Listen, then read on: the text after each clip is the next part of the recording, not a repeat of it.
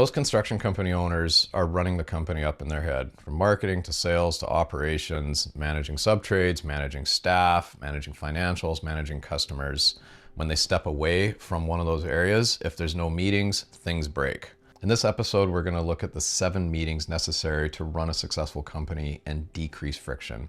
Before we talk about what those 7 meetings are, it's very important to discuss how every single meeting in your company should be structured. Think of this acronym PALO, P-A-L-O, Purpose, Agenda, Logistics, and Outcome. Every meeting absolutely must have those 4 characteristics associated with it. Why most construction companies have the wrong meetings is, 1, there's no common pattern, okay? Like, you'll see a meeting where people will be standing around, the owner will be giving updates, but no one will be clear on why they're there, and they won't be clear on what decisions were made. The cost here is that nothing moves unless the owner is in the room. If they're absent, problems pile up and people are left waiting for a proper decision to be made. The key here is to make sure that your authority is being redistributed across meeting structures where the right people are attending, there's the right agenda in the meetings, there's the right topics, and your people have the authority in your company to make confident decisions without you being in the room. That is how you scale an organization. When you get the meeting structure in your company right, what happens is that problems on site don't become office problems, and office problems don't become leadership crises. That's what the right meeting structure does. There's 3 tiers to running effective meetings in a construction company. There's site meetings, there's office/leadership meetings, and then there's strategic planning meetings. Tier 1 is the site meetings, and there's 2. There's a daily toolbox talk and the weekly production meeting. In the daily toolbox talk, what we're doing is bringing in all relevant parties that are participating in site activities to review things like quality, site prep, demobilization, mobilization, safety, site cleanliness, anywhere where materials are being stored.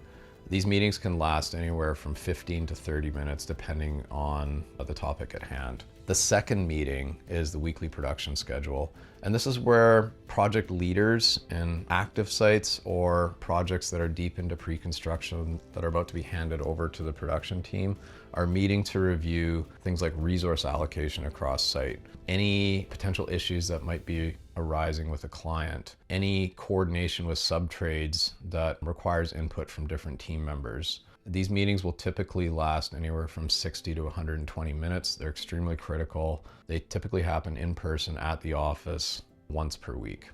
The second tier is leadership meetings, and there's 3. There's the weekly leadership team meeting, there's the weekly management summary report meetings, and then there's bi-weekly financial review meetings. With leadership team meetings, the owner is meeting with the marketing director, if they have one, the sales manager, the operations manager, and their financial controller typically. The purpose of this meeting is to ensure that every leader of their own division is acutely aware of what the key initiatives are of their counterparts in other divisions. This is necessary to achieve unit integrity of the company and increase the likelihood that everyone is going to work together to achieve an optimal outcome in that particular quarter. With weekly management summary report meetings, a leader is going to meet with their direct report to discuss key deliverables with respect to how that individual is going to be successful in their role. So for example, a project manager would meet with an operations manager, the owner in the company.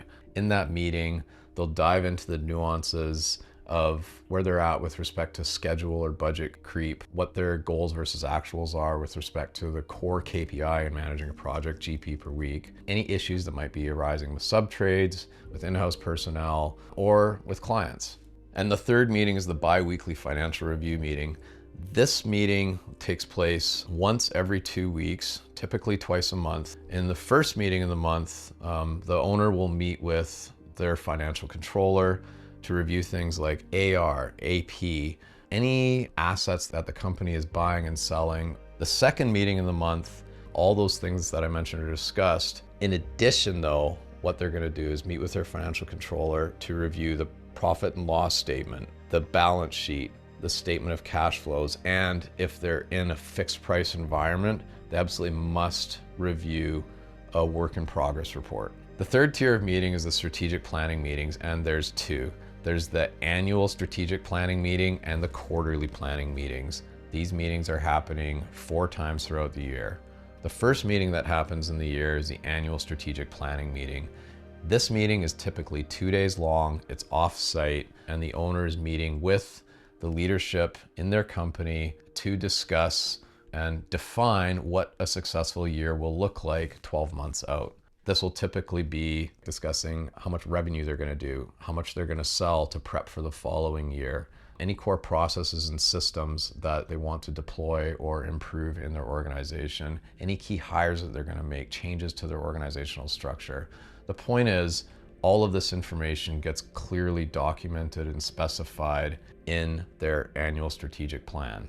With the quarterly planning meeting, the owner is meeting with their leadership team to review how the company is performing with respect to the annual initiatives that were specified in the annual strategic planning meeting. What the team is doing is developing an understanding of how likely the company is going to hit their revenue targets, their sales targets, or their implementation or process improvement targets. It's very important to understand how to implement meetings when you don't have them. Typically, there's a tendency at first for the owner to go to their team and say, hey, we're gonna do all these meetings, guys. Everyone just start attending. We're gonna do them at 10 o'clock on a Tuesday or 3 p.m. on a Thursday. What will happen though is after a few weeks, someone's gonna have an excuse as to why they can't come to the meeting, or the owner's gonna cancel, or the owner's not gonna stick to the agenda. You absolutely must stick to the schedule.